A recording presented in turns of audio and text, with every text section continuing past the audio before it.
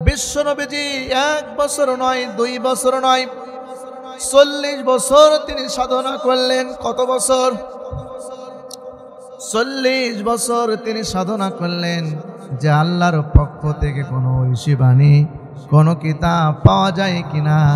যেভাবে সমাজের ভিতরে জিনা ব্যভিচার হয়ে সয়লাভ হয়ে গেছে, মানুষের ভিতরে কোনো সম্মান নাই, সব সময় সমাজের ভিতরে মারামারি, কাটাকাটি, লুটতারাজ, খুন খারাপি, এইগুলি দেখতেন। আর নবীজি ইশারা দিয়ে, মনের চাহনি দিয়ে, তার চক্ষু দিয়ে বারবার আসমানের দিকে লক্ষ্য রাখতেন যে আমার নিকটে আল্লাহর তরফ থেকে কোনো সমাধানের কিতাব দেওয়া হয় কিনা। এক পর্যায়ে বিশ্বনবীজি সাধনা করতে করতে 40 বছর পরে হেরা পর্বতের গুহায় মহান আল্লাহ হেদায়েতের কমল পরশ নাজিল করে দিলেন। বলি সুবহানাল্লাহ। বিসমিল্লাহির রাহমানির রাহিম। ইয়া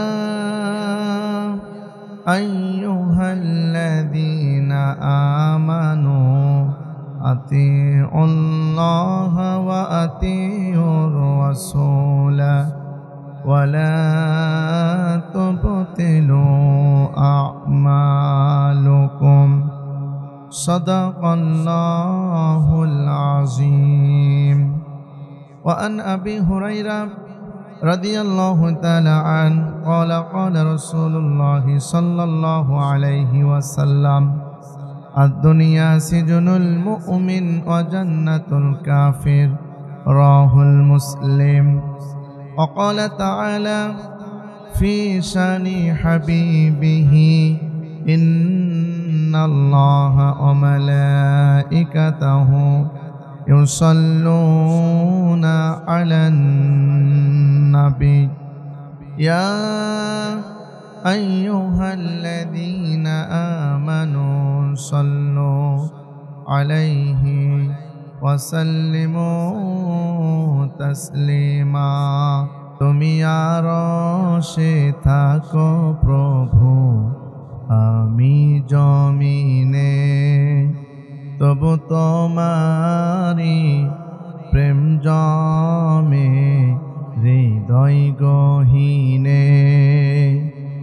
তুমি আরশে থাকো প্রভু, আমি জমিনে, তবু তোমারি প্রেম জমে হৃদয় গহীনে। আমি তোমারি গোলাম গো, অন্য কারো না। আমি তোমারি গোলাম গো, অন্য কারো না। আলিমুল গায়ব তুমি, মালিক রব্বানা।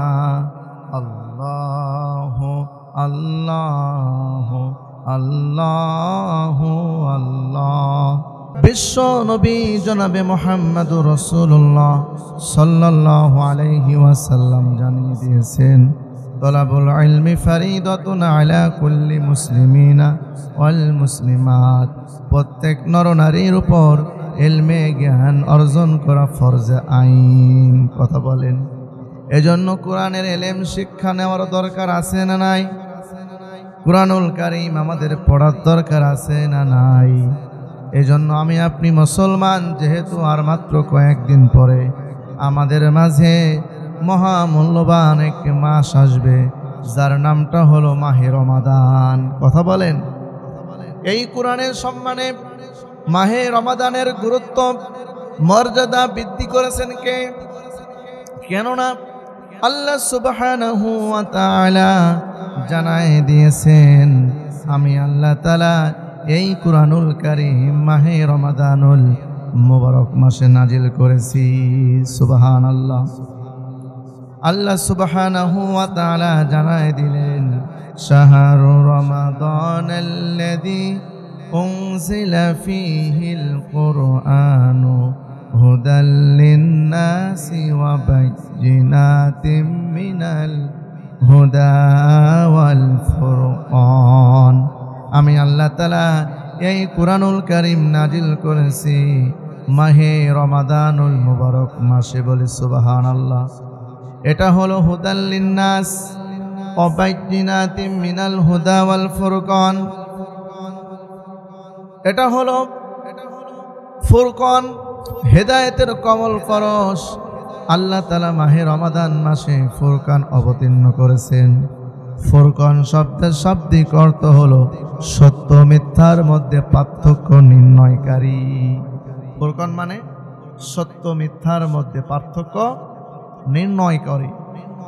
কোনটা সত্য কোরআন দিয়ে আপনি বুঝতে পারবেন, কোনটা মিথ্যা কোরআন দিয়ে আপনি জানতে পারবেন। আর আল্লাহ তাআলা মাহে রমাদানুল মুবারক মাসে কুরআনুল কারীমকে নাজিল করেছেন। সুবহানাল্লাহ। এখন কোন রজনীতে আল্লাহ সুবহানাহু ওয়া তাআলা এই কুরআনুল কারীমকে নাজিল করলেন? আমার আল্লাহ আবারও জবাব দিয়ে জানাই দিলেন, ইন্না আনজালনাহু ফি লাইলাতিন মুবারাকাতিন ইন্না কুন্না মুনদিরিন। সুবহানাল্লাহ।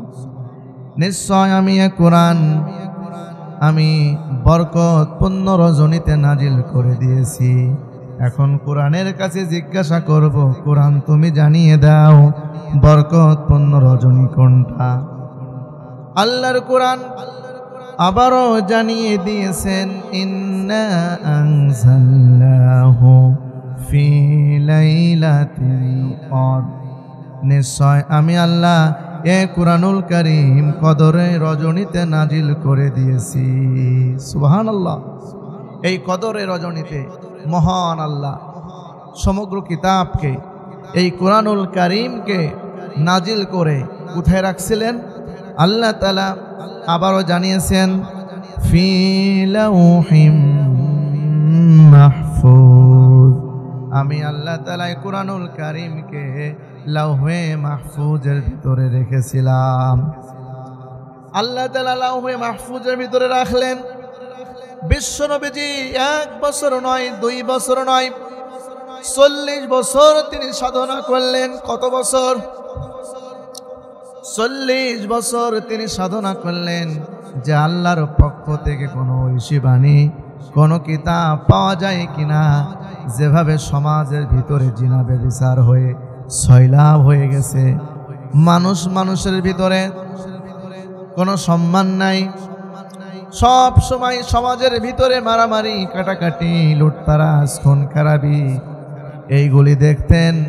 আর নবীজি ইশারা দিয়ে, মনের চাহনি দিয়ে, তার চক্ষু দিয়ে বারবার আসমানের দিকে লক্ষ্য রাখতেন যে আমার নিকটে আল্লাহর তরফ থেকে কোনো সমাধানের কিতাব দেওয়া হয় কিনা। এক পর্যায়ে বিশ্বনবীজি সাধনা করতে করতে 40 বছর পরে হেরা পর্বতের গুহায় মহান আল্লাহ হেদায়েতের কমল পরশ নাজিল করে দিলেন। বলি সুবহানাল্লাহ। এজন্য হেদায়েতের কমল পরশ হলো একটা নির্ভেজাল গ্রন্থ। কোনো সন্দেহ আছে এই কোরআনের ভিতরে? কোনো সন্দেহ আছে? কোনো সন্দেহ নাই, কোনো সংশয় নাই, কোনো ঝামেলা নাই। আমার আল্লাহ তাআলা বিশুদ্ধ আকারে অথেন্টিক করে মহাগ্রন্থ আল কোরআনুল কারীমকে নাজিল করে দিয়েছেন। সুবহানাল্লাহ। আল্লাহ তাআলা সূরা বাকারার প্রথম আয়াতেই এই কোরআনুল কারীমের শুরুতেই চ্যালেঞ্জ দিয়েছেন, যালিকাল কিতাবু লা রাইবা ফি হুদাল লিল মুত্তাকিন। This is the book of আল্লাহ, দেয়ার ইজ নো ডাউট। এই কিতাবের ভিতরে কোনো সন্দেহ নাই। বলে সুবহানাল্লাহ। এটা হলো মুত্তাকিনদের জন্য পথ প্রদর্শক। বলে আল্লাহু আকবার। আমার আল্লাহ তাআলা আবারও চ্যালেঞ্জ করলেন, ওয়া ইন কুনতুম ফি রাইবিম মিম্মা নাযালনা আলা আবদিনা ফাআতু বিসূরাতিম মিন মিথলিহি ওয়াদউ শুহাদাআকুম মিন দুনিল্লাহি ইন কুনতুম সাদিকিন। তোমরা যদি এই কোরআনকে অস্বীকার করো তাহলে তোমরা তোমাদের অভিভাবকদেরকে ডাক দাও, তাদেরকে ডাক দাও এবং সবাই একত্রিত হয়ে যাও। এই কোরআনের ছোট একটি আয়াতের মতো একটি আয়াত তোমরা চয়ন করতে পারো কিনা, ছোট একটি সূরার মতো একটি সূরা তোমরা রচনা করতে পারো কিনা আমি আল্লাহ দেখব। আজ থেকে ১৫০০ বছর আগে রব্বুল আলামিন এই চ্যালেঞ্জ দিয়েছেন। আজও পৃথিবীর কোনো বিজ্ঞান, আজও পৃথিবীর কোনো দার্শনিক, আজও পৃথিবীর কোনো সাহিত্যিক এই কোরআনের ভুল ধরতে পেরেছে? বলেন, পারেন নাই? যারা এই কোরআনের ভুল ধরতে এসেছিল, এই ভুল ধরতে এসে তারাই মুসলমান হয়ে কোরআনকে বুকে ধারণ করেছে। সুবহানাল্লাহ। সেই কিতাব থেকে আজকে কথা হবে। কি থেকে কথা হবে? কিতাব থেকে কথা হবে। এই কিতাবটা কার? এই কোরআনটা কার? রব্বুল আলামিন আবারও জানাচ্ছেন, তানজিলুম মির রাব্বিল আলামিন। এটা হলো আমার পক্ষ থেকে নাজিল হয়েছে। সুতরাং আল্লাহর পক্ষ থেকে যেই নির্দেশনা আসে, আল্লাহর পক্ষ থেকে যেই কিতাব দেওয়া হয়, এটার ভিতরে তো কোনো সন্দেহ থাকতে পারে না। সুবহানাল্লাহ। সেই কোরআনের মাহফিলে এসে আপনারা খুশি না বেজার? খুশি না বেজার? আলহামদুলিল্লাহ পড়েন। আমি এখানে দেখতে পাচ্ছি আপনাদের এখানে লেখা হয়েছে ওয়াজ মাহফিল ও হালকায়ে জিকির। জিকির, হালকা জিকির করেছেন আপনারা? করছেন? জিকিরটা কি? জিকির শব্দের শাব্দিক অর্থ হলো স্মরণ। কি বললাম? স্মরণ। এখন এটা কেমন স্মরণ, কি ধরনের জিকির স্পষ্ট জানতে হবে কিনা। যেহেতু পোস্টারে এই জিনিসটা এসেছে, আমাকে একটু এ বিষয়ে কথা বলতেই হবে। সম্মানিত প্রিয় সুধী, জিকির মানে স্মরণ করা। এটা কোন স্মরণ? এটা কেমন স্মরণ? কিভাবে আমরা জিকির করব? আমার আল্লাহ সুবহানাহু ওয়া তাআলা সেই ব্যাখ্যা কুরআনুল কারীমের ভিতরে দিয়েছেন কিনা? বলেন, দিয়েছেন কিনা? আল্লাহ তাআলা জানায় দিয়েছেন, ইয়া আইয়ুহাল্লাযীনা আমানু যকুরুল্লাহা যিকরান কাসীরা ওয়া সাব্বিহুহু বুকরাতাও ওয়া আসীলা। এই ঘোষণাকার আল্লাহ বললেন, যারা ঈমান এনেছো আমার উপরে, আমি সিদ্ধান্ত নিয়েছি তোমরা জিকির করো, তোমরা আমাকে স্মরণ করো। ওয়াসাব্বিহুহু বুকরাতাও ওয়া আসীলা। সকাল সন্ধ্যায় আমার পবিত্রতা, আমার মহিমা তোমরা ঘোষণা করো। এই কথাকার। এখন সকাল থেকে সন্ধ্যা পর্যন্ত কোরআন অনুযায়ী জীবন চালানো, কোরআন দিয়া পার্লামেন্ট চালানো, কোরআন দিয়া সংসদ চালানো, কোরআন দিয়া বিচার করা, কোরআন দিয়া সব কিছু পরিচালনা করার নাম হলো জিকির। কথা বলেন। এরপরে মহান আল্লাহ বলেন, সন্ধ্যা থেকে একেবারে ফজর পর্যন্ত কোরআন দিয়া আল্লাহর উপরে খুশি হইয়া নবীর পথ অনুসরণ করিয়া যে ব্যক্তি সকল কার্যক্রম পরিচালনা করবে, এর নাম হলো জিকির। বলি সুবহানাল্লাহ। তাহলে স্পষ্ট জানতে পারলাম, সকাল থেকে সন্ধ্যা পর্যন্ত দিনের বেলায় রান্নাঘর থেকে শুরু করে একেবারে সংসদ ভবন পর্যন্ত কোরআন প্রত্যেকটা জায়গায় থাকবে। এটার নাম হলো ১ নম্বর জিকির। বলেন। কিন্তু অনেকে রান্নাঘরের ভিতরে কোরআন নাই, অনেকের পরিবারে কোরআন নাই, তাহলে জিকির হলো? অনেক চেয়ারম্যান সাহেব ইউনিয়নের দায়িত্ব আছেন, কিন্তু ইউনিয়নের চেয়ারম্যান সাহেব কোরআন মানে না, কোরআন দিয়ে মানুষকে আহ্বান করে না, তাহলে কি জিকির হলো? 1971 সালের পর থেকে যাদের গায়ে রক্তের ফোঁটা ফোঁটা বিন্দুর মাধ্যমে আমরা এই লাল সবুজের পতাকা পেয়েছি, চিল্লায় কোন ঠিক কিনা? এই 1971 সালের পর থেকে এই দেশের পার্লামেন্টে কোরআনের জিকির চলেনি, এই দেশের পার্লামেন্টে দাদা বাবুদের জিকির চলেছে। কথা বলেন, কোরআন দিয়ে সংসার চালাতে হবে এই কথা কোরআনে আছে না নাই? কোরআন দিয়ে রাষ্ট্র চালাতে হবে এই কথা কোরআনে আছে না নাই? যারা এটা মেনে নেবে, গ্রহণ করবে, সিদ্ধান্ত নেবে কোরআন দিয়ে দেশ চালাবো, বিচার কার্য পরিচালনা করব, সংসদ চালাবো, পার্লামেন্ট চালাবো, তাহলে তারা জিকিরের ভিতরে আছে, বলি সুবহানাল্লাহ। তাহলে সকাল সন্ধ্যায় মহান আল্লাহর পবিত্রতা ঘোষণা করা, আল্লাহু আল্লাহু, শুধু এটাই না, এটা করার সঙ্গে সঙ্গে আল্লাহর পক্ষ থেকে যা কিছু নাজিল হয়েছে সেইগুলো নিজে আমল করা, অন্যকে দাওয়াত দেওয়া এবং এই সমাজের ভিতরে সেটা কায়েম করার নাম হলো জিকির। কথা বলেন, শুধু এখানে হালকায় জিকির এই নামটা দিলেই হবে না। যে কথা আমি আপনাদের সামনে আজকে বলতে চাই, আল্লাহ রব্বুল আলামিন সুন্দর করে জানাই দিয়েছেন সকাল সন্ধ্যায় তোমরা জিকির করো। তাহলে এই জিকির শুধু সুবহানাল্লাহ, আলহামদুলিল্লাহ, লা ইলাহা ইল্লাল্লাহ, আল্লাহু আকবার শুধু নিজে পড়বেন আর ঘরের ভিতরে বসে থাকবেন তা কিন্তু না। কথা বলেন, আল্লাহ সুবহানাহু ওয়া তাআলা এমনি এমনি আপনাকে পৃথিবীর জমিনে প্রেরণ করেন নাই, করেছেন। আল্লাহ রাব্বুল আলামিন জানায় দিয়েছেন, আফা হাসিবতুম আন্নামা খলাকনাকুম আবাসাও ওয়া আন্নাকুম ইলাইনা লা তুরজাউন। রব্বুল আলামিন জানায় দিয়েছেন, আমি এমনি এমনি তোমাদেরকে পৃথিবীর বুকে প্রেরণ করি নাই, লক্ষ্য আর উদ্দেশ্য দিয়ে পৃথিবীর বুকে তোমাদেরকে প্রেরণ করেছি, বলি সুবহানাল্লাহ। এখন লক্ষ্য আর উদ্দেশ্যটা কি? আল্লাহ সুবহানাহু ওয়া তাআলা সুন্দর করে আবারও জানাচ্ছেন, ইয়া আইয়ুহান নাসু উবুদু রাব্বাকুমুল্লাযী খলাকাকুম ওয়াল্লাযীনা মিন ক্বাবলিকুম লাআল্লাকুম তাত্তাকুন। এই ঘোষণাকার আমি আল্লাহ তাআলা তোমাদেরকে পৃথিবীর বুকে এ কারণে পাঠিয়েছি আমার ইবাদত করার জন্য, দাসত্ব করার জন্য, গোলামি করার জন্য। চিল্লা এখন ঠিক কিনা?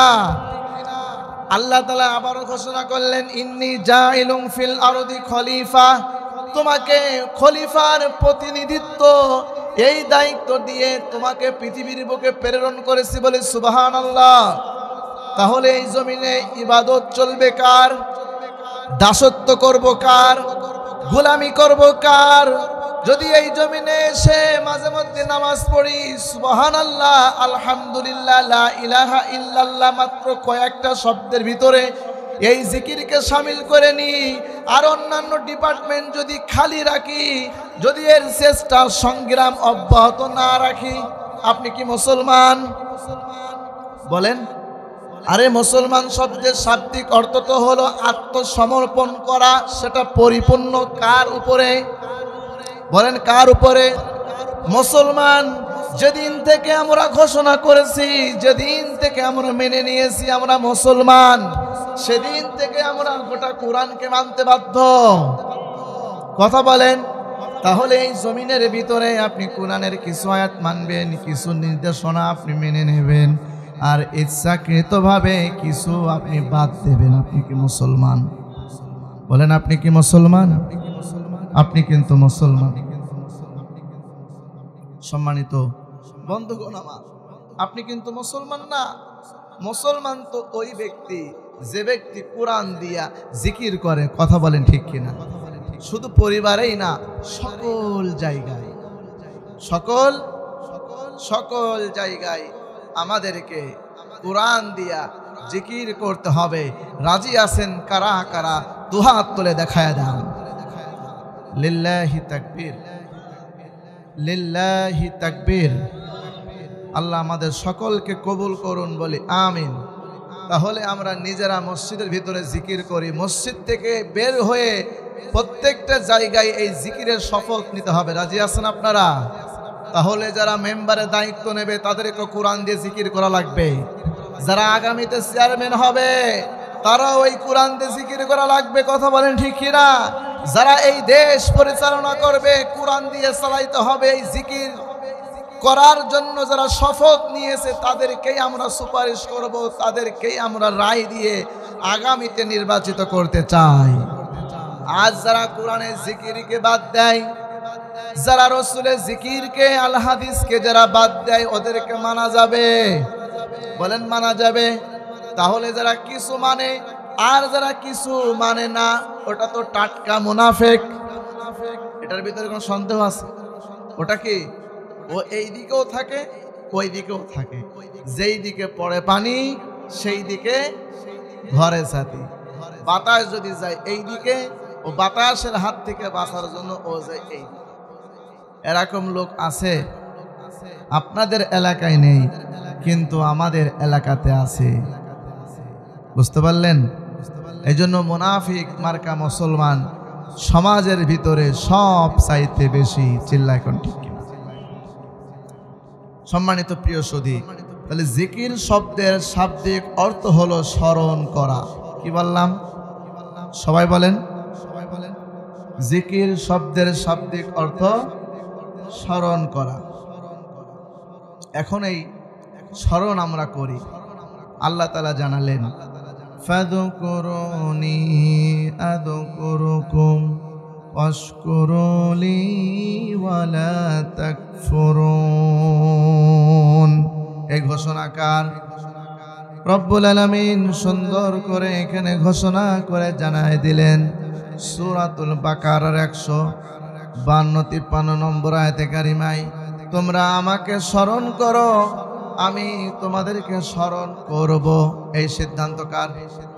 তাহলে সবাই এখানে যারা বসা আছি, আসুন আমরা সবাই একসাথে আল্লাহকে স্মরণ করি। আল্লাহু বলেন, আল্লাহু আল্লাহু আল্লাহু।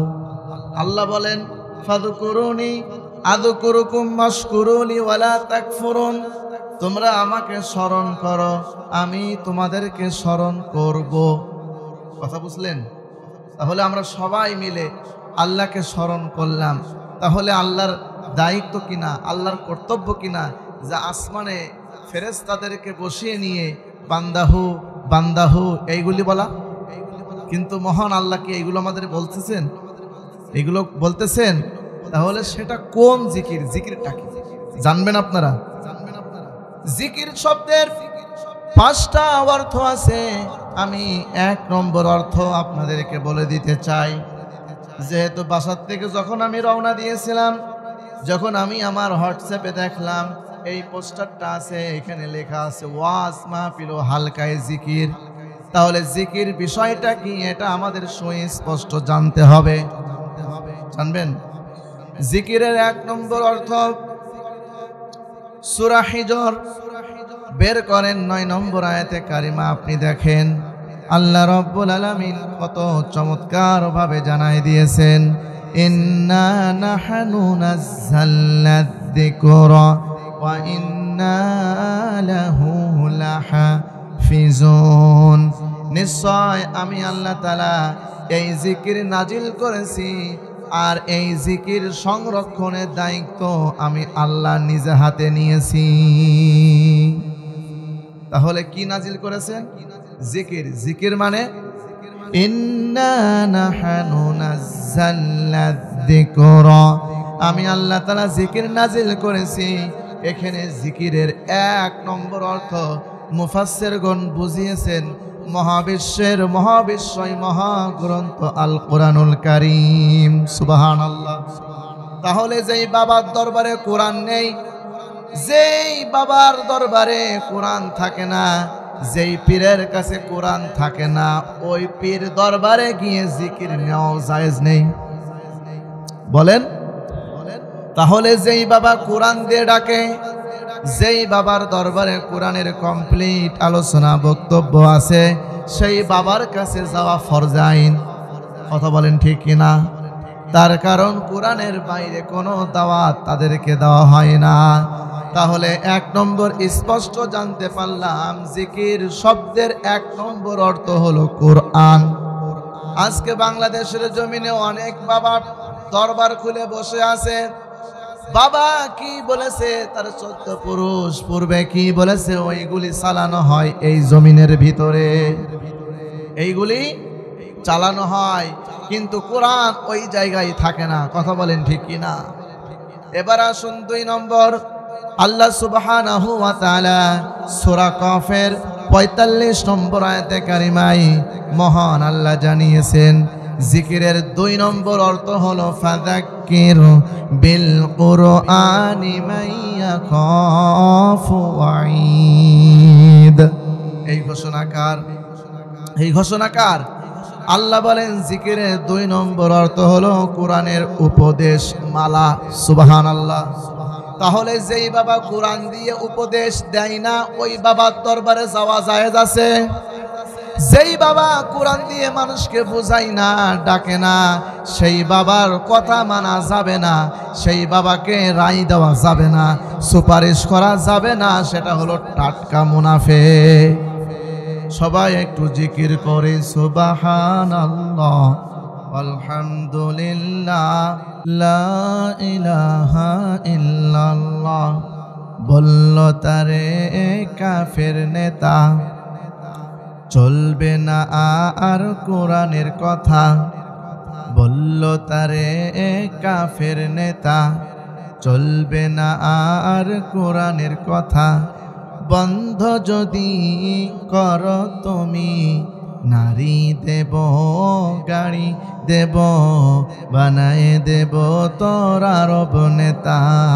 লা ইলাহা ইল্লাল্লাহ, জোরে লা ইলাহা ইল্লাল্লাহ, জোরে লা ইলাহা ইল্লাল্লাহ। বলল নবী ওরে আবু জেহেল, বলল নবী ওরে আবু জেহেল, চলবে না আর শয়তানের খেল। চলবে সমাজে কোরআনের কথা, বললাম আমি বিশ্ব নেতা। লা ইলাহা ইল্লাল্লাহ, জোরে লা ইলাহা ইল্লাল্লাহ, লা ইলাহা ইল্লাল্লাহ, লা ইলাহা ইল্লাল্লাহ, মুহাম্মাদুর রাসূলুল্লাহ। Come to my point. যে কথা আপনাদের সামনে আমি বলছিলাম, আল্লাহ তাআলা জানায় দিয়েছেন, ফাযাক্কির বিল কুরআনি মাইয়াখাফু ওয়াঈদ। জিকিরের 2 নম্বর অর্থ হলো কোরআনের উপদেশ মালা। কি মালা? কোরআনের উপদেশ মালা। তাহলে কোরআনের উপদেশ মালা, কোরআনের বক্তব্য আমাদেরকে দেওয়ার দরকার আছে না নাই? এটাকে শুধু আমার দায়িত্ব না, এটা আপনারও দায়িত্ব। কথা বলেন। শুধু এটা আমার দায়িত্ব না, এটা আপনারও দায়িত্ব। কেননা আপনি অসংখ্য আয়াতের ব্যাখ্যা জানেন, অসংখ্য হাদিসের ব্যাখ্যা আপনি জানেন। এজন্যই মহান আল্লাহ আবারও সূরা মাঈদার 67 নম্বর আয়াতে কারিমায় জানিয়ে দিয়েছেন, ইয়া আইয়ুহার রাসূলু বাল্লিগ মা উনজিলা ইলাইকা মির রাব্বিক ফামা বাল্লাগতা রিসালাতাহু আল্লাহু ইয়াসিমুকা মিনান নাস। এই ঘোষণাকার, হে আল্লাহ রাসূল, আপনার উপরে যেই কিতাবে কারিমাটা নাজিল হয়েছে, এটা আপনি প্রচার করেন, মানুষদেরকে আপনি জানায় দেন। এটা শুধু রাসূলের দায়িত্ব না, এই উপদেশ দেওয়ার দায়িত্ব আমারও আছে। কথা বলেন। এখন এই কুরআনুল কারীমে যখন দাওয়াত দেবেন, যখন এই কমপ্লিট উপদেশ মালা বাস্তবতার নিরিখে যুগের জ্ঞানের আলোকে আপনি যখন মানুষকে বলবেন, আল্লাহ তাআলা আবারও সিদ্ধান্ত নিয়ে জানায় দিলেন, সূরা আল আরাফ খোলেন 2 নম্বর আয়াতে কারিমা, দেখেন মহান আল্লাহ কি জানিয়েছেন। কিতাবুন উনজিলা ইলাইকা ফালা ইয়াকুন ফি সাদরিকা হারাজুম মিনহু লিতুনদিরা বিহি ওয়া যিকরা লিল মুমিনিন। এই ঘোষণাকার, হে নবী, আপনার উপরে একখানা কিতাব নাজিল করলাম। আপনি যখন কিতাবের দাওয়াত দেবেন, কিতাবের বক্তব্য দেবেন, কিতাবের উপদেশ মালা দিবেন, তখন আপনার ভিতরে হারাজুম মিনহু লিতুনদিরা বিহি ওয়া যিকরা লিল মুমিনিন, আপনার ভিতরে যেন কোনো সংকীর্ণতা কাজ না করে। এই ঘোষণাকার, কোনো সন্দেহ থাকলে চলবে না।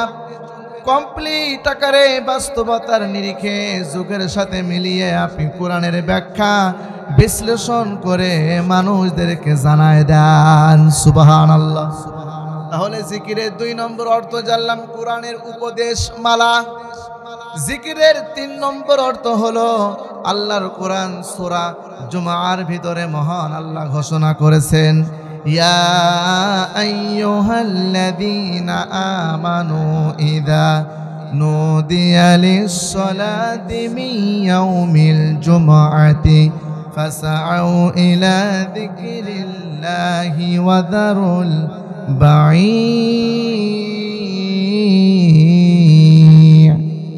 যালিকুম খায়রুল লাকুম ইন কুনতুম তা'লামুন।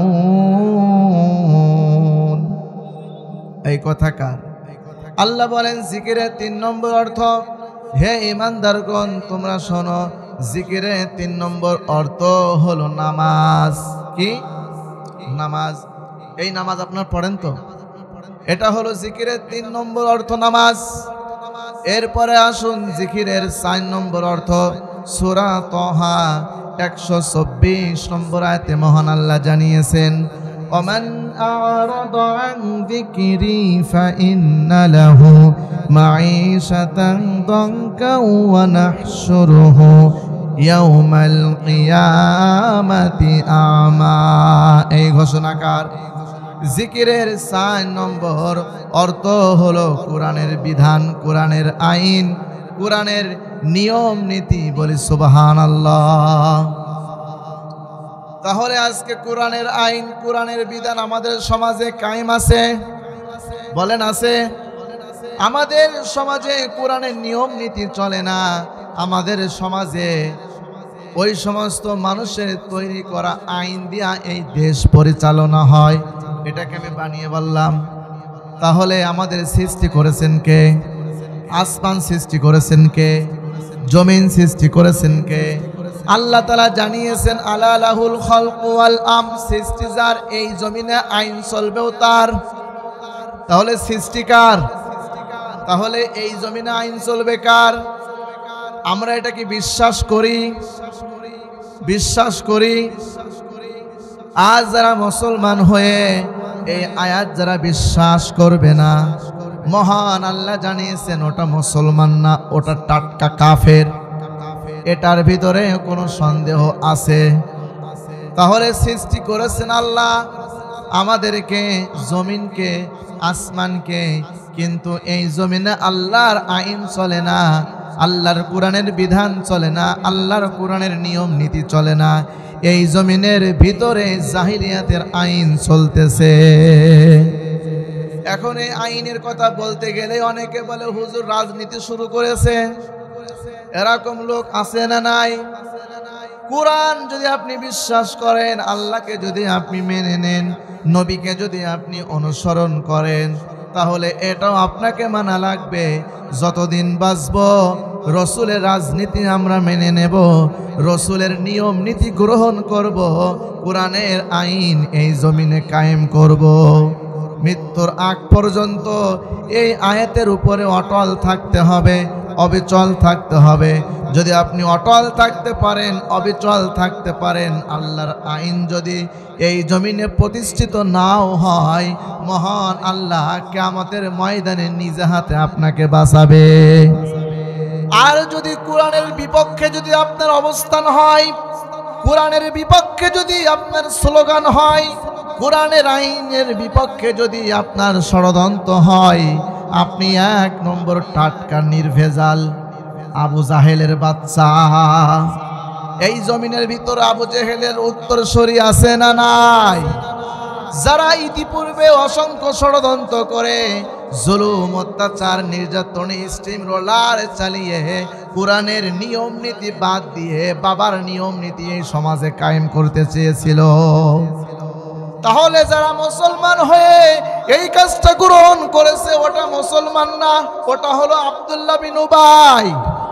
তারা হলো টাটকা মুনাফিক। কথা বলেন। আব্দুল্লাহ বিন উবাইর সিরাত সুরাত সবকিছু ঠিক ছিল, নামাজ পড়তো, হজ করতো, যাকাত আদায় করতো, সবকিছু ঠিক ছিল, কিন্তু একটা জিনিস ঠিক ছিল না, আল্লাহর জমিনে আল্লাহর দিন কায়েম হোক, আল্লাহর জমিনে আল্লাহর আইন কায়েম হোক। আব্দুল্লাহ বিন উবাই এটা চাইতো না। তাহলে যারা আব্দুল্লাহ বিন উবাই মার্কা চরিত্র নিয়ে যারা এই দেশের ভিতরে থাকবে, যারা মৃত্যুবরণ করবে, ওর জানাজা পড়া সম্পূর্ণ হারাম। কথা বলেন। এটা কি আমার বাবার দলিল? এটা কি আমার দলিল? এই দলিলটা কার? বলেন, এই দলিল কার? দলিল দেব আপনাদের। আব্দুল্লাহ বিন উবাই কোরআনের সব কিছু মেনে নিয়েছিল, কিন্তু আল্লাহর জমিনে আল্লাহর দিন কায়েম হোক সেটা চায়নি। আল্লাহর জমিনে আল্লাহর আইন কায়েম হোক এটা সে চায়নি। কথা বলেন। যখন সে ইন্তেকাল করলেন, বিশ্ব নবীজির বাড়িতে গিয়ে তার ছেলে নবীজিকে ডাক দিয়ে বললেন, হে প্রিয় আল্লাহ তাআলার রাসূল, আমার বাবা পৃথিবীর ময়দানে আর বেঁচে নেই, ইন্তেকাল করেছেন। আব্দুল্লাহ বিন উবাই মারা গেছে। আপনি চলুন, আমার বাবার জানাজার নামাজ আপনি পড়াবেন। এটা 1 নম্বর শর্ত। 2 নম্বর শর্ত, আপনার জুব্বা মুবারক দিয়ে আমার বাবার কাফনের কাপড় বানাবেন এবং তাকে পরিয়ে দেওয়া হবে। রাসূলুল্লাহ এই কথা শুনে মেনে নিল। 2টা শর্তে রাজি হয়ে গেল। বাড়ি থেকে বের হয়ে আব্দুল্লাহ বিন উবাইকে খাটিয়ার উপরে জড়িয়ে সাহাবাদের সঙ্গে রাসূল আকরাম সাল্লাল্লাহু আলাইহি ওয়াসাল্লাম জানাজার মাঠে রওনা দিলেন। জানাজার মাঠে গিয়ে কাতার সোজা করে যেই মুহূর্তে আল্লাহু আকবার বলে দাঁড়িয়ে যাবেন, ইন দ্য মিন টাইম ওই মুহূর্তে পিছনে ছিল হযরতে ওমর। আল্লাহু আকবার। কে ছিল? হযরতে ওমর ছিল। হযরতে ওমর বললেন, হে আল্লাহর রাসূল, আপনি এই মুনাফিকের জানাজা করতে পারবেন না। আল্লাহর হাবিব থমকে গেলেন, দাঁড়িয়ে রইলেন। আল্লাহর পক্ষ থেকে কোনো নির্দেশনা আসেনি, কোনো ওহী বাণী এখনো দেওয়া হয়নি। আর ওমরের সিদ্ধান্ত দেয়, কারণটা কি? আমি তো পিছিয়ে যেতে পারি না। আল্লাহর পক্ষ থেকে সিদ্ধান্ত না আসলে কি নবীজি মানবেন? মানবেন। আল্লাহ তাআলা সঙ্গে সঙ্গে ওমরের কথার উপরে ডিপেন্ড করে সূরা তাওবার 80 এবং 84 নম্বর আয়াতে কারিমা নাজিল করলেন।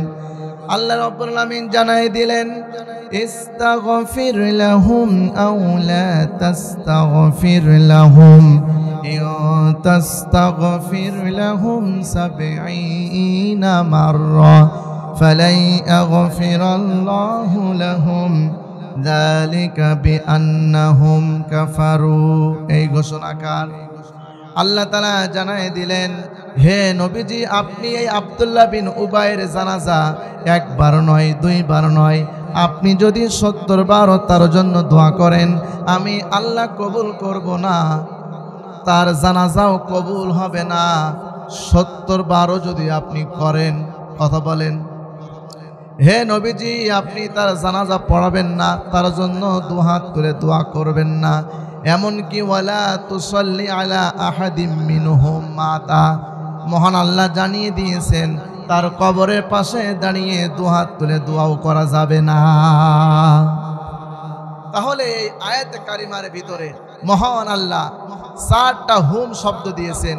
এই হুম শব্দটা 1 বছর নাকি বহু বছর? বলেন। এটা হলো বহু বচন। তাহলে এক বচন না দিয়ে এই আয়াতে কারিমার ভিতরে বহু বচন দেওয়ার কারণটা কি একটু বলবো? তার কারণ আব্দুল্লাহ বিন উবাই ১৫০০ বছর আগে ইন্তেকাল করেছেন, কিন্তু বহু বচন দিয়ে মহান আল্লাহ এই ব্যাখ্যাটাই বুঝিয়েছেন। আব্দুল্লাহ বিন উবাই মার্কা লোক পৃথিবীর ময়দানে অনেক থাকবে, চিল্লা এখন ঠিক কিনা? যারা কোরআনের আইন মানবে না, যারা দিনকে কায়েম করবে না, এই কোরআনের আইনের বিরুদ্ধে, দিনের বিরুদ্ধে তারা 144 জারি করবে। আমরা ইতিপূর্বে দেখেছি যে যারা কোরআন দিয়ে দেশ চালাতে যায়, যারা কোরআনের আইন প্রতিষ্ঠিত করার জন্য ওয়াজের ময়দানে ওয়াজ করত, সেই সমস্ত আলেমদেরকে গ্রেফতার করে জালেমরা তাদের কারাগারে বন্দী করেছিল, ঠিক কিনা? জালেমরা আলেমদেরকে গ্রেফতার করে কারাগারের ভিতরে রেখেছিল, চিল্লা এখন ঠিক কিনা?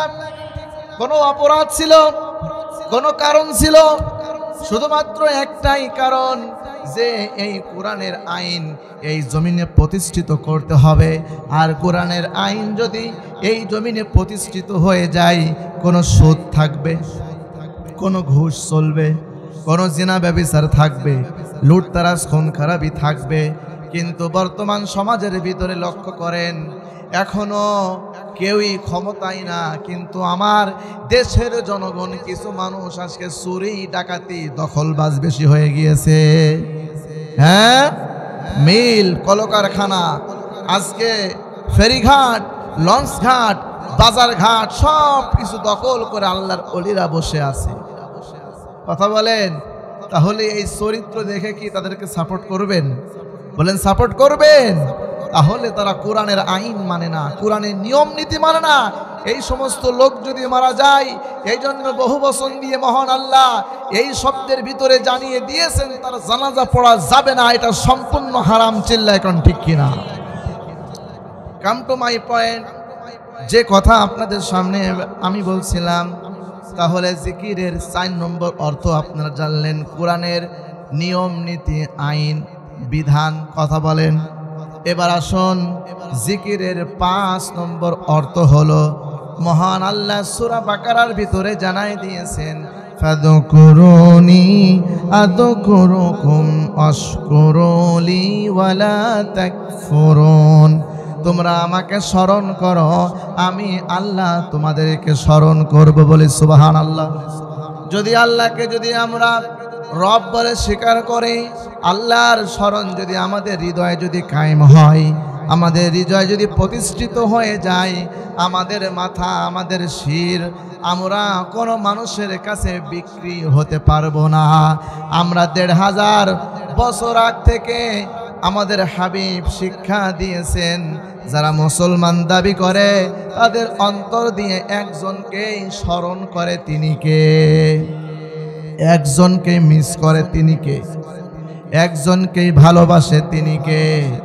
যাদের হৃদয় আছে আল্লাহর ভয়, তারা কভু পথ ভুলে যায় না।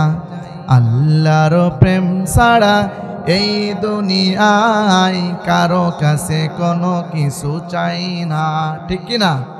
যাদের হৃদয় আছে আল্লাহর ভয়, তারা কভু পথ ভুলে যায় না।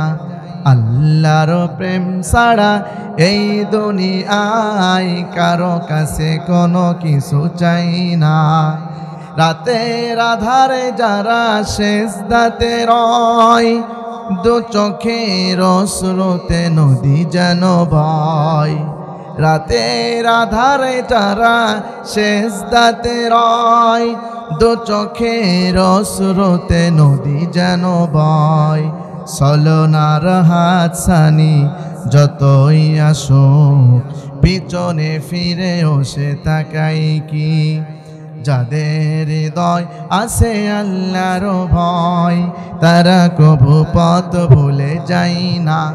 আল্লাহর প্রেম ছাড়া এই দুনিয়ায় কারো কাছে কোনো কিছু চাই না। কার কাছে চাইবেন? কার কাছে চাইবেন? আমাদের সেই প্রভুর কাছে, যিনি আমাদের মালিক, চিল্লা এখন ঠিক কিনা? সেই রবকেই সব সময় আমরা স্মরণ করতে চাই, আর সেই স্মরণের উপরেই আমরা অটল থাকতে চাই, অবিচল থাকতে চাই, বলি সুবহানাল্লাহ। এজন্য যারা সব সময় আল্লাহকে স্মরণ করবে, যারা সব সময় আল্লাহকে মিস করে, যারা সব সময় আল্লাহকে ভালোবাসে, মহান আল্লাহ বলেন আমি তাদেরকে সবচাইতে বেশি পছন্দ করি, বলি সুবহানাল্লাহ। আর যাদেরকে মহান আল্লাহ বেশি পছন্দ করেন তাদের উপরে তো দুনিয়ার জিন্দেগিতে সবচাইতে পরীক্ষা বেশি হয়, আর পরীক্ষা যার উপরে বেশি হয়ে যায় মহান আল্লাহ তাদেরকে সমাজের নেতা বানিয়ে দেয়। তাহলে এই বাংলার প্রেক্ষাপটে আপনি তাকিয়ে দেখেন কোন দল সবচাইতে বেশি পরীক্ষা দিয়েছে, কোন দলের কর্মীরা সবচাইতে বেশি কষ্টের ভিতরে ছিল, কোন দলের উপরে সবচাইতে জুলুম অত্যাচার বেশি ছিল, জানার দরকার আছে না নাই?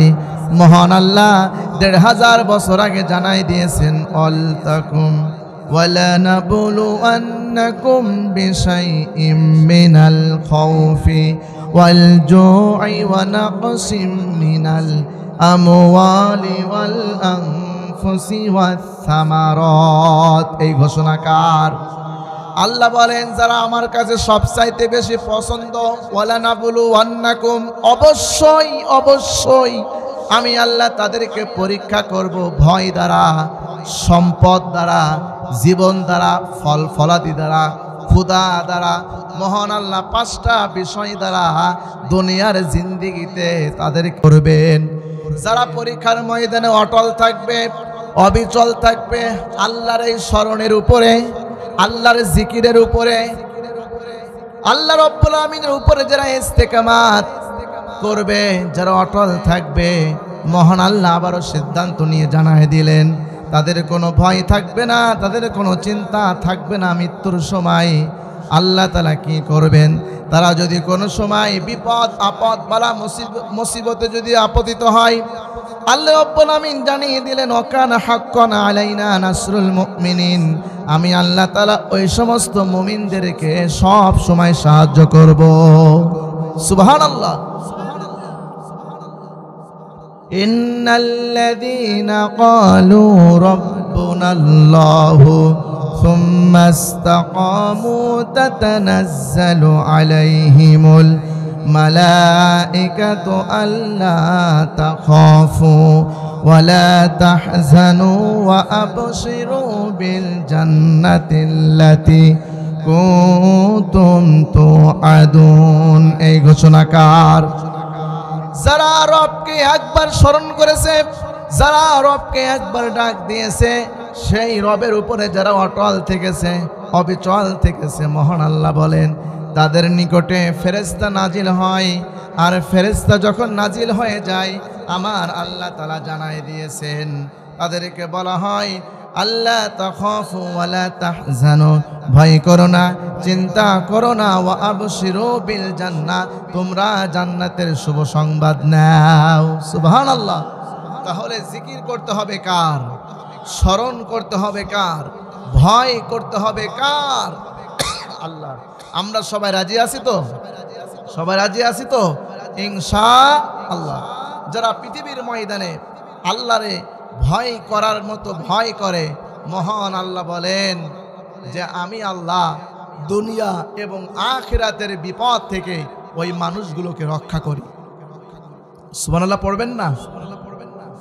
এই জন্য আল্লাহ সুবহানাহু ওয়া তাআলা আবারও জানিয়ে দিয়েছেন সূরা আলে ইমরান 102 নম্বর আয়াত, ইয়া আইয়ুহাল্লাযীনা আমানুত্তাকুল্লাহ হাক্কা তুকাতিহি ওয়ালা তামুতুন্না ইল্লা ওয়া আনতুম মুসলিমুন। আল্লাহ তাআলা জানিয়েছেন হে ঈমানদার গণেরা, তোমরা আমাকে ভয় করো, ভয় করার মতো ভয় করো, এবং মুসলমান না হয়ে তোমরা এই কবরে এসো না। এই কথাকার? এই কথাকার? তাহলে ভয় যদি আমরা করতে পারি, বিশ্বনবী জানিয়ে দিয়েছেন দুনিয়া এবং আখিরাতের বিপদ আল্লাহ তাআলা আপনার থেকে দূর করে হেফাজত করবেন। সুবহানাল্লাহ। একটু শুনবেন।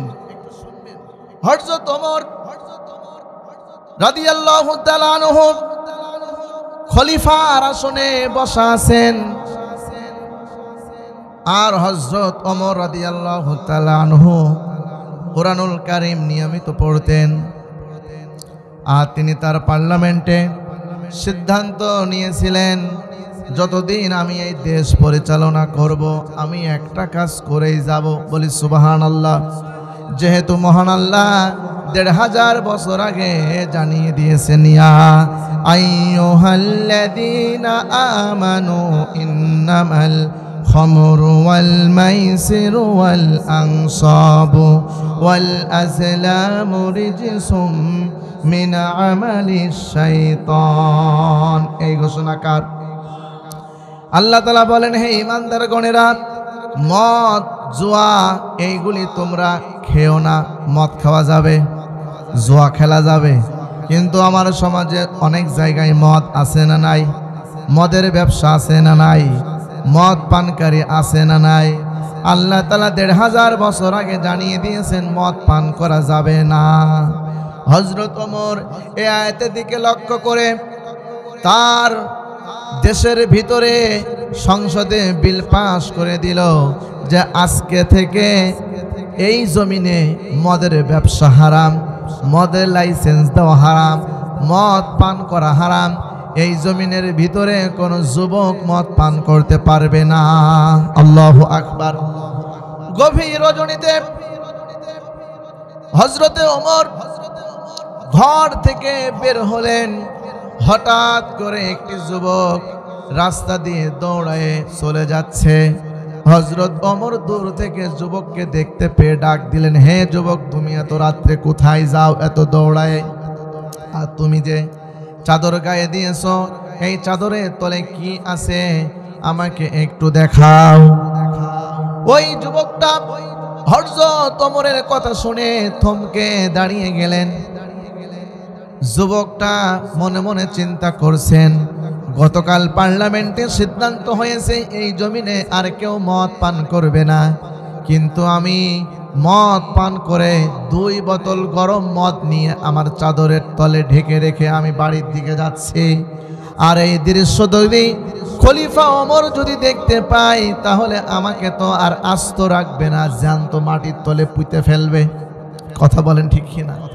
হযরত ওমর ছিল সবচাইতে রাগী। যেই রাস্তা দিয়ে হযরতে ওমর হেঁটে যেতেন সেই রাস্তা দিয়ে শয়তান পর্যন্ত যেতেন না। শয়তান যেতেন, শয়তান পর্যন্ত খলিফা ওমরকে ভয় পেতেন। যুবক থমকে গেলেন, ভয় পেয়ে গেলেন। যুবক মনে মনে চিন্তা করে, আহারে, যদি আমার এই সত্য ঘটনা যদি হযরতে ওমর জেনে যায়, নিজের ছেলে বিচার করেছেন চাবুক মেরে মারতে মারতে এক পর্যায়ে হযরত ওমরের ছেলে পৃথিবীর জমিন থেকে চিরবিদায় নিয়েছে। এক লোক, এক মুসলমান আর এক ইহুদি বিশ্ব নবীজির কাছে গেছেন বিচার নিয়ে। বিশ্ব নবীজি তাদের ভিতরে বিচার করে সব কিছু শুনে মেলে ইহুদির পক্ষে রায়টা দিয়েছেন। আল্লাহু আকবার। মুসলমান মনে করে নবীজির পিছনে আমি নামাজ পড়ি, নবীজির কথা মোতাবেক আমি চলি, রায়টা আমার পক্ষেই নবীজি দিবেন। কিন্তু নবীজি আমার পক্ষে রায়টা না দিয়ে ইহুদির পক্ষে রায় দিয়েছেন। এটাই তো রসুল, এটাই তো নেতা। সুবহানাল্লাহ। আর বর্তমানে কিছু নেতা আছে, কিছু জাস্টিস আছে, কিছু বিচারক আছে, বিচারপতি আছে, নিজেরা স্বজনপ্রীতি তৈরি করে, সঠিক বিচার তারা কায়েম করতে চায় না। কথা বলেন, এই ধরনের বিচারক এই সমাজে আছে না নাই? মুসলমান মনে মনে চিন্তা করল, বিশ্বনবী তো আমার পক্ষে রায়টা দিল না। সিদ্ধান্ত নিল, এবার এই বিচারটা নিয়ে খলিফা ওমরের দরবারে গেলেন। যাওয়ার পরে বলা হলো, হে আমিরুল মুমিনিন, খলিফাতুল মুসলিমিন, নবীজি আমাদের ভিতরে বিচার করে দিয়েছেন। বিচারটা আমার পক্ষে রায় না দিয়ে ইহুদির পক্ষে রায়টা দিয়েছেন। আপনার কাছে এসেছি বিচার নিয়ে, আপনি একটু বিচার করেন। হযরতে ওমর এই কথা শুনে বললেন যে একটু অপেক্ষা করো, আমি ঘরের ভিতর থেকে এসে বিচারটা আমি করছি। ঘরের ভিতর থেকে বড় একটি তলোয়ার কাঁধে নিয়া সামনে আসার সঙ্গে সঙ্গে তলোয়ার দিয়ে এক কোপে মুসলমানের গর্দান আলাদা করে দিয়েছে। আল্লাহু আকবার। এটাই হলো ওমর, এই কঠিন হৃদয়ের মানুষ। হযরত ওমর বলছে, যুবক, যুবক, তোমার চাদরের তলে কি ঢেকে রেখেছো, আমারে কিছু দেখাও। যুবক ভয় পেয়ে গেছে। যুবক মনে মনে চিন্তা করলো, আল্লাহ, জীবনে তো অনেক দিন মদ পান করেছি, আজকে যদি তুমি হযরত ওমরের কাছ থেকে যদি আমারে বাঁচাতে পারো, আল্লাহ, আমি এই মুহূর্ত থেকে সিদ্ধান্ত নিলাম, তোমাকে ভয় করলাম, তোমাকে স্মরণ করলাম, যতদিন বেঁচে থাকবো তোমার ভয় ভিতরে রাখবো, তোমার সিদ্ধান্তের বাইরে আর কোনো কাজ কর্ম করব না। তুমি যদি আমারে বাঁচাইতে পারো হযরত ওমরের হাত থেকে, আগামীকাল থেকে সিদ্ধান্ত নিয়েছি মৃত্যুর আগ পর্যন্ত আমি আর কোনোদিনও মদ পান করব না। সুবহানাল্লাহ। হযরত ওমর যুবককে ডাক দিয়ে বলে, হে যুবক, আমার হাতে সময় নেই, তাড়াতাড়ি বের করো। যুবক বলে, আমাকে তো বাঁচতেই হবে। যুবক সরাসরি মিথ্যা কথা বলল বাঁচার জন্যে। যুবকটা বলল যে, খলিফা ওমর, আপনি কি দেখবেন? আমার চাদরের নিচে মদ নেই, আমার চাদরের নিচে আছে দুধের বোতল। আল্লাহু আকবার। আসলে কি আছে, মদ না দুধ? বলেন তো, মদ না দুধ? কিন্তু বাঁচার জন্য মিথ্যা কথা বলে বলল যে দুধের বোতল আছে। খলিফা ওমর যুবককে আবারও ডাক দিলেন এবং বললেন যে, যাই থাকুক না কেন সেটা আমি নিজে হাতে দেখব। আল্লাহু আকবার। যুবক আরো ভয়ে, যুবক আরো আতঙ্কিত। খলিফা ওমরের এই কথা শুনে হঠাৎ করে যুবকের চাদরের ভিতর থেকে দুইটা বোতল হযরত ওমরের হাতে দিয়ে দিলেন। সুবহানাল্লাহ। খলিফা ওমর এইভাবে উঁচা করে দেখে, এটা তো মদের বোতল না, সত্যি সত্যি এটা দুধের বোতল। আল্লাহু আকবার। আল্লাহ রাব্বুল আলামিনকে স্মরণ করেছে, স্মরণ করার মতো একবার। রব্বুল আলামিনকে ভয় করেছে, ভয় করার মতো একবার সিদ্ধান্ত নিয়েছে, জীবনে আর কোনোদিনও মদ পান করব না। এই যে সিদ্ধান্ত নিয়েছে, ভয় করেছে, মহান আল্লাহ তার বিপদ থেকে বাঁচিয়ে দিয়ে মদের বোতলকে দুধের বোতলে পরিণত করে খলিফা ওমরের হাত থেকে যুবককে বাঁচিয়েছে। সুবহানাল্লাহ। তাহলে আল্লাহকে কি আপনারা ভয় করবেন? ভয় করার মতো আমাদের ভয় করতে হবে। যদি আমরা করতে পারি, দুনিয়ার বিপদ দূর করবেন কে? আখিরাতের বিপদ দূর করবেন কে? তাহলে আমরা সুস্পষ্ট জানলাম, জিকিরের 5 নম্বর অর্থ হলো স্মরণ। 5 নম্বর অর্থ স্মরণ। সেই জিকির থেকে, সেই কোরআন থেকে ছোট্ট একটি আয়াতে কারিমা আমি আপনাদের মাঝে খুতবার প্রারম্ভিকেই তেলাওয়াত করেছিলাম। সেই আয়াতের দিকে এবার আমি ঢুকে যাচ্ছি। আল্লাহর কোরআন সূরা মুহাম্মদ 32 নম্বর আয়াতে কারিমায় মহান আল্লাহ জানিয়ে দিয়েছেন। সবাই আমার সাথে জবান ছেড়ে পড়েন, আউযু বিল্লাহি মিনাশ শাইতানির রাজিম, বিসমিল্লাহির ইয়া আইয়ুহাল্লাযীনা আমানু আতিউল্লাহ ওয়া আতিউর রাসূলা ওয়া লা তুবতিলু আমালুকুম। এই ঘোষণাকার, সবাই বলেন এই ঘোষণাকার। আল্লাহ সুবহানাহু ওয়া তাআলা সুন্দর করে এখানে জানাই দিয়েছেন, হে ঈমানদারগণেরা, তোমরা আমার আনুগত্য করো, রাসূলের আনুগত্য করো, এবং রাসূলের আনুগত্যের বাইরে তোমরা যেও না, আল্লাহর আনুগত্যের বাইরে তোমরা যেও না। যদি তোমরা আল্লাহর আনুগত্য না করো, রাসূলের আনুগত্য না করো তাহলে তোমাদের নেক আমল নিষ্ফল হয়ে যাবে, আমলগুলো ধ্বংস হয়ে যাবে। করবেন কে? আল্লাহ। তাহলে মানুষের নেক আমল ধ্বংস হয়ে যায় আল্লাহর আনুগত্য না করলে। কি করলে? আল্লাহর আনুগত্য না করলে, রাসূলের আনুগত্য না করলে। কয়েকটা কারণে মানুষের নেক আমল ধ্বংস হয়, তার ভিতরে 1 নম্বর কারণটা হলো আল্লাহর আনুগত্য, রাসূলের আনুগত্য না করা। তাহলে কত কষ্ট করে নামাজ পড়ি কিনা, হজ করি কিনা, যাকাত আদায় করি কিনা, ইসলামী আন্দোলন করি কিনা, কিন্তু মনের অজান্তে আমাদের নেক আমলগুলো যেন ধ্বংস হয়ে যাচ্ছে। কথা বলেন, নেক আমল কি হয়ে যাচ্ছে? ধ্বংস হয়ে যাচ্ছে। আচ্ছা বলেন তো, ওযুর ফরজ কয়টা? আচ্ছা, ওযু ভঙ্গের কারণ কয়টা বলেন? 7টা। এই 7টার ভিতরে যদি যে কোনো একটা ঘটে, ওযু থাকবে? ওযু থাকবে। তা আমি কুরআনুল কারীম থেকে কয়েকটি কারণ পেয়েছি, যার ভিতরে অন্যতম 1 নম্বর কারণ হলো আল্লাহ এবং আল্লাহ রাসূলের আনুগত্য যদি কেউ না করে তাহলে তার ঈমান নষ্ট হয়ে যায়, তার আমলগুলো নিষ্ফল হয়ে যায়। কথা বলেন ঠিক কিনা? এখন আনুগত্য মানেটা কি? আনুগত্য শব্দের 1 নম্বর অর্থ হলো মান্য করা, মেনে নেওয়া, গ্রহণ করা।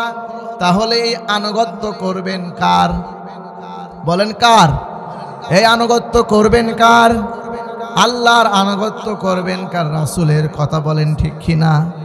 তাহলে আনুগত্য আল্লাহ যা অর্ডার করেছেন, আল্লাহ যা নির্দেশ দিয়েছেন সেটা আপনাকে মানতেই হবে। এটার ভিতরে কোনো সন্দেহ রাখলে চলবে না। আল্লাহর কোরআন সূরা নিসা 59 নম্বর আয়াতে কারিমা। এবার আপনি দেখেন মহান আল্লাহ এই আয়াতে কারিমায় কি বলেছেন। আমার আল্লাহ জানাচ্ছেন, ইয়া আইয়ুহাল্লাযীনা আমানু আতিউল্লাহা ওয়া আতিউর রাসূলা ওয়া উলিল আমরি মিনকুম।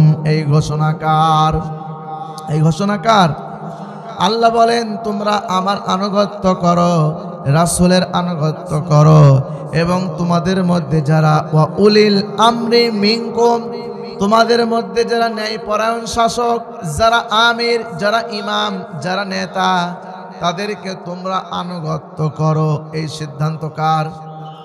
রসুল কি এখন আমাদের মাঝে আছেন? রসুল আছেন? রসুল কিন্তু আমাদের মাঝে নেই, কিন্তু আল্লাহ রসুল হাদিসে কারিমার ভিতরে জানাই দিয়েছেন, আমি যখন থাকবো না তখন আমার দায়িত্ব পালন করবে আমার ওয়ারিসগণ। সুবহানাল্লাহ। আল উলামা ওয়ারাসাতুল আম্বিয়া, জাতির আলোকবর্তিকা আলেমগণ। সুবহানাল্লাহ। রসুলের উত্তরসূরি আলেমগণ বলে সুবহানাল্লাহ।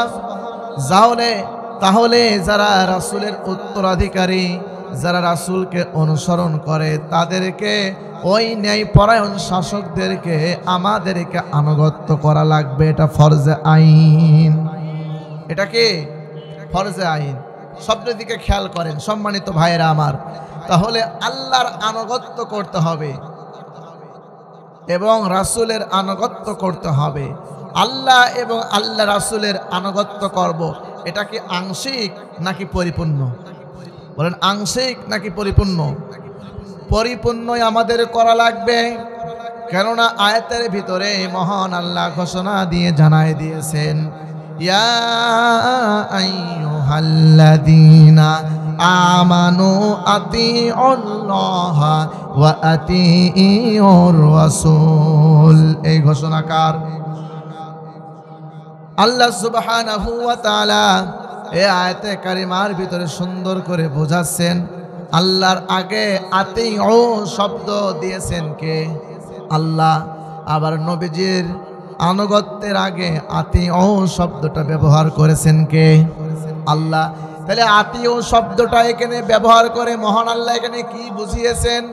আল্লাহর আনুগত্য করতে হবে, কোনো প্রশ্ন করা যাবে না।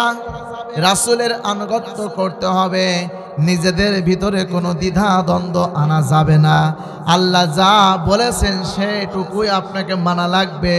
যদি জীবনও চলে যায়, যদি আপনাকে শহীদ হতে হয় তারপরও মানতে হবে। যদি আপনাদেরকে জালেমের কারাগারে যাওয়া লাগে তারপরও আল্লাহর আনুগত্য করা লাগবে। এজন্যই মহান আল্লাহ আবারও ঘোষণা করে জানাই দিয়েছেন, ইয়া ওমা আতাকুমুর রাসূলু ফাখুযুহু ওমা নাহাকুম আনহু ফান্তাহু। রাসূল যেটা তোমাদেরকে নির্দেশ দেয় তোমরা সেটা গ্রহণ করো।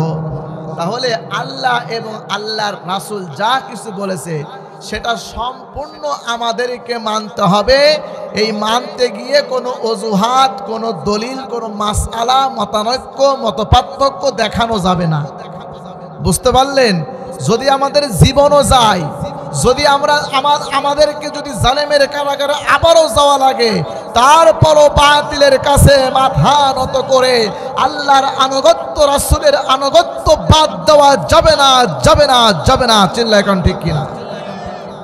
সুতরাং আজকে দেখা যায় যারা আল্লাহর আনুগত্য করে, যারা রাসূলের আনুগত্য করে তাদের বিরুদ্ধে 144 জারি করা হয়। কথা বলেন ঠিক কিনা?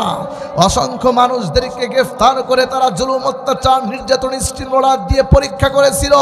তারপরও আলেম উলামাগণ, মুসলমানগণ বাতিলের কাছে মাথা নত করে নাই। কথা বলেন ঠিক কিনা? এই জন্য আমাদের মাথা, আমাদের এই শির আল্লাহর আনুগত্যের কাছেই নত হবে। তাছাড়া দুনিয়ার কোন রাজা বাদশার কাছে নত হতে পারে না। চিল্লায় কোন ঠিক কিনা? এই জন্য কারা কারা আল্লাহ এবং আল্লাহ রাসূলের আনুগত্য করতে চান তো হাত তুলে আমার মালিককে দেখায় দেন। আপনারা সব সময় এই আনুগত্য করতে রাজি আছেন তো? এই কারণে আল্লাহ এবং আল্লাহ রাসূলের আনুগত্যের আগে মহান আল্লাহ আতিও শব্দটা ব্যবহার করেছেন। সুবহানাল্লাহ। আর একটু ব্যাখ্যা করি। এরপরে মহান আল্লাহ বলেন ওয়া উলিল আমরি মিনকুম। তাহলে আল্লাহর আগে আতিও শব্দ দিলেন, রাসূলের আগে আতিও শব্দটা দিলেন। ওয়া উলিল আমরি মিনকুম শব্দের আগে আতিও শব্দটা দিলেন না কেন? তাহলে মহান আল্লাহ এটা ভুল করেছেন? ভুল করেছেন না। তার মানে মুফাসসিরগণ এই আয়াতে কারিমার ভিতরে বুঝিয়েছেন যারা সমাজের নেতা হবে দেখতে হবে ওই নেতা কোরআন মানে কিনা, ওই নেতা রাসূলের আদর্শ মানে কিনা।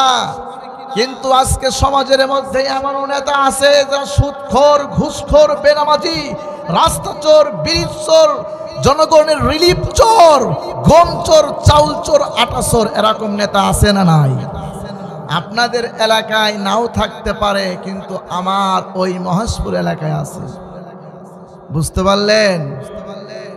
এই যে কয়েকদিন আগে সারা বাংলাদেশে ইউনিয়ন পরিষদ থেকে প্রত্যেকটা গ্রামে প্রায় 150 করে রিলিফের কার্ড দেওয়া হয়েছে। বুঝতে পারলেন?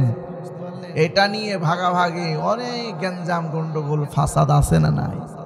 এখনো ক্ষমতায় আসতে পারলে না, ভাগাভাগি নিয়ে কেন যায়? বলেন, নেতার চরিত্র এমনও হয়, উপরে যার চরিত্র যেমন নিচের তার চরিত্র তেমন। কথা বলেন, কথা বলেন। নেতা সে রাসূলের আনুগত্য করবে, আল্লাহর আনুগত্য করবে, কিন্তু তার চরিত্রটা এমন খারাপ। অনেক সময় দেখা যায় একজনের ওয়াইফ আর একজনের মোটরসাইকেলের পিছনে। এরকম নেতা আছে না নাই? বলেন, এরকম নেতা আছে না নাই? এরকম নেতা আছে। তাহলে আগে দেখতে হবে ওই নেতার ভিতরে কোরআন আছে কিনা, দেখতে হবে ওই নেতা রাসূলের আদর্শ গ্রহণ করেছে কিনা। যেই নেতা আল্লাহর আনুগত্য করে, রাসূলের আনুগত্য করে, সেই সমস্ত নেতাদেরকে আগামী নির্বাচনে সাপোর্ট দিয়ে, সুপারিশ করে, ভোট দিয়ে সংসদে পাঠানো লাগবে। এটা আমাদের 1 নম্বর দায়িত্ব। রাজি আছেন আপনারা? যেই দল ক্ষমতায় আসুক, আমরা চাই কোরআন দিয়ে দেশ চালাক। যেই দলই ক্ষমতায় আসুক না কেন, আমরা চাই রাসূলকে অনুসরণের মাধ্যমে এই দেশের প্রত্যেকটা ডিপার্টমেন্ট সংস্কার করুক। যারা এই শপথ গ্রহণ করবে সে যে দলই হোক না কেন, আমরা তাদের সঙ্গে আসি থাকবো ইনশাআল্লাহ। তাহলে যারা কোরআন দিয়ে দেশ চালাবে না, যারা রাসূলের আদর্শ দিয়ে দেশ চালাইতে চাচ্ছে না, যারা নিজেদের ক্ষমতার মসনদকে টিকে রাখার জন্য, লুটে পুটে খাওয়ার জন্য কোরআন এবং রাসূলের আদর্শকে বাদ দিয়ে মানবরচিত তন্ত্রমন্ত্রকে যারা গ্রহণ করে একতাবদ্ধ হয়ে দেশের দায়িত্ব যারা নিতে চাই, আমরা তাদের বিরুদ্ধে কোরআন দিয়ে আমরা সংগ্রাম করতে চাই। চিল্লায় কোন ঠিক কিনা? আমরা এই সংগ্রামের মধ্য দিয়েই আমরা প্রমাণ করতে চাই, যেই জমিনে শহীদের রক্ত ঝরে, যেই জমিনে আলেমের রক্ত ঝরে, সেই জমিনটা হলো কোরআনের জমিন। কথা বলেন ঠিক কিনা? আগামীর বাংলাদেশ ইসলামের বাংলাদেশ, আগামীর পার্লামেন্ট কোরআনের পার্লামেন্ট। এই ইসলামের দেশ গড়ার জন্য প্রস্তুত কারা কারা? দুহাত তুলে দেখাও মুসলমান। লিল্লাহি তাকবীর, লিল্লাহি তাকবীর, লিল্লাহি তাকবীর। আল্লাহ তাআলা কবুল করুন, বলি আমিন। নেতা তো ওই রকমই হতে হবে। আমার দেশে হযরত ওমরের মতো একজন নেতা এই জমিনে বড়ই অভাব। কথা বলেন ঠিক কিনা? 1971 সালের পর থেকে এই জমিনে হযরত ওমরের মতো একজন নেতাকেও আমরা পাইনি। পেয়েছি হযরত ওমর, খলিফা ওমর কেমন নেতা ছিলেন শোনাবো একটু। কেমন নেতা ছিলেন? গভীর রজনীতে খলিফা ওমর শহরের ভিতরে বের হতেন, অলিতে অলিগলি দিয়ে খলিফা ওমর হাঁটতেন। হাঁটতে হাঁটতে একদিন দূর থেকে দেখতে পেল একটি তাঁবু। তাঁবুর ভিতর থেকে কান্নার আওয়াজ ভেসে আসতেছে। সেখানে গেলেন এবং দেখতে পেলেন একজন বৃদ্ধ মহিলা তাঁবুর নিকটে উঠানের উপরে হাড়ির ভিতরে কি যেন নাড়াচাড়া করে আর আগুন দিয়ে জাল দেয়। খলিফা ওমর এই দৃশ্য দেখে বৃদ্ধ মহিলাকে ডাক দিয়ে বললেন, হে বৃদ্ধ মহিলা, এত রাত হয়ে গেছে, তোমার সন্তানেরা কান্নাকাটি করে, আর তুমি এত রাতে হাড়িতে কি জাল দাও? বৃদ্ধ মহিলা বলে, হে যুবক, কয়েকদিন ধরে অন্য রাজ্য থেকে আমরা এই জায়গায় এসেছি। 3 দিন ধরে তাঁবু গেড়ে বসা আছি। ইনকাম করার মতো কোনো সন্তান আমার নেই। আমার স্বামী কয়েকদিন আগে মারা গেছে। আমিও অক্ষম, প্রায় আমিও ইনকাম করতে পারি না। সুতরাং বাচ্চারা ক্ষুধার যন্ত্রণায় ছটফট করে। কয়েকদিন ধরে আমার ঘরে চুলা জ্বলে না, খাদ্য নাই, খাবার নাই। বাচ্চাদেরকে সান্ত্বনা দেওয়ার জন্য উঠানের উপরে হাড়ির ভিতরে পানি দিয়ে পাথর দিয়ে জ্বালাচ্ছি আর নাড়াচাড়া করতেছি। রান্না হয়ে যাবে, একটু পরেই তোমাদেরকে খেতে দেব। কাঁদতে কাঁদতে 2 দিন আমার বাচ্চারা ঘুমায় পড়েছে। এই দৃশ্য দেখে হযরত ওমর থমকে দাঁড়িয়ে রইলেন। আল্লাহু আকবার। খলিফা ওমর তিনি অর্ধ জাহানের প্রেসিডেন্টের দায়িত্ব গ্রহণ করেছেন। এই ছোট্ট বাংলাদেশের ভূখণ্ডের দায়িত্ব না, অর্ধ জাহানের খলিফার দায়িত্ব তিনি নিয়েছেন। কথা বলেন ঠিক কিনা? হযরত ওমর আল্লাহকে স্মরণ করেছে ঠিক যখন, সেই মুহূর্তে আল্লাহর ভয়ে তার অন্তর আত্মা কেঁপে উঠেছে। বলে সুবহানাল্লাহ। আজ যারা মুমিন আল্লাহকে স্মরণ করে, আল্লাহকে ফিল করে, আল্লাহকে যখন মিস করে, রব্বুল আলামিন জানাই দিয়েছেন, ইন্নামাল মুমিনুনাল্লাযীনা ইযা যুকিরাল্লাহু ওয়াজিলাত কুলুবুহুম ওয়া ইযা তুলিয়াত আলাইহিম আয়াতুহু যাদাতুহুম ঈমানা। এই ঘোষণাকার আল্লাহ রব্বুল আলামিন জানাই দিয়েছেন, যারা মুমিন তাদের হৃদয়ে যখন, তাদের অন্তরে যখন আল্লাহর স্মরণ হয়, তাদের অন্তর আত্মা প্রকম্পিত হয়। বলে সুবহানাল্লাহ। খলিফা ওমরের অন্তর আত্মা প্রকম্পিত হলো। বৃদ্ধ মহিলাকে ডাক দিয়ে বললেন, হে বৃদ্ধ মহিলা, আপনি একটু অপেক্ষা করেন, আমি একটু পরে আপনার নিকটে আসব।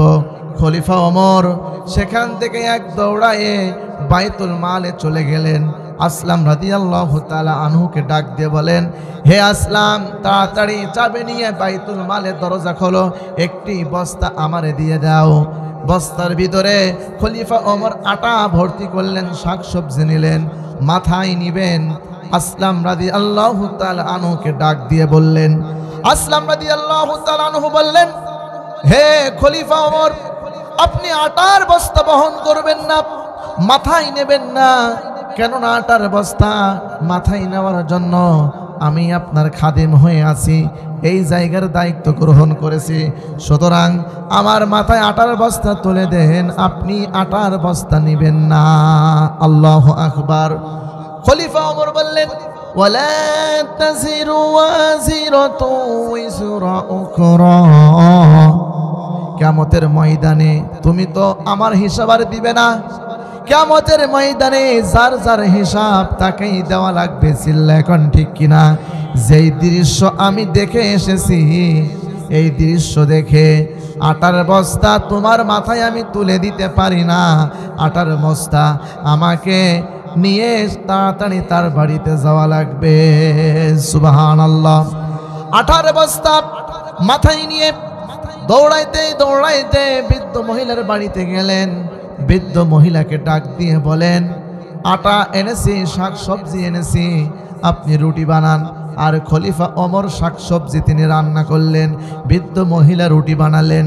রুটি দিয়ে সবজি দিয়ে ছিঁড়ে ছিঁড়ে বাচ্চাদের মুখে খাবারগুলো তুলে দিচ্ছিলেন। সুবহানাল্লাহ।